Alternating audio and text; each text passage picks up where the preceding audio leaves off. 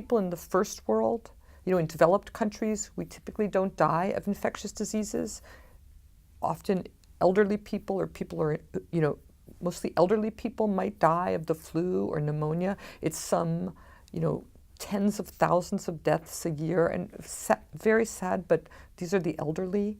But in the underdeveloped world, people die of TB, of malaria, and AIDS, all of them diseases of microbes, right? And people in those countries, millions of people die a year from those diseases, right? And then you can add on all the other diarrheal diseases, infectious diseases of children, that this is what most people in the world die from.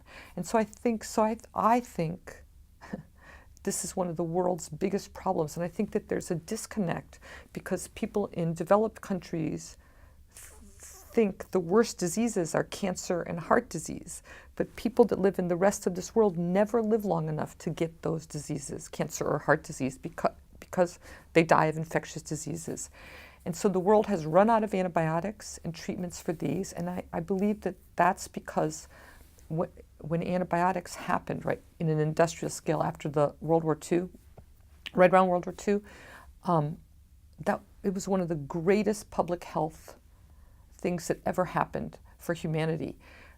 And everyone thought the problem was solved. And so there just has been this lack of work on it. They're hard to discover. That's why there aren't new antibiotics. But I think we need a monumental effort in finding new kinds of antibiotics. And I think that the wherewithal to get that kind of an effort is to realize that most of the world is actually dying from infectious diseases. It's just that the sort of scientists that work on this live in a very different world, right? That has a different set of diseases that it faces. And so I just wish that there could be more knowledge about how global these infectious diseases are, and that most people are living in a world that isn't like the one that we have the privilege, right, of having access to medicines and clean water and clean food and good health care. And so I just think that we need to have a wake-up call that says that we have to put renewed research effort into this area.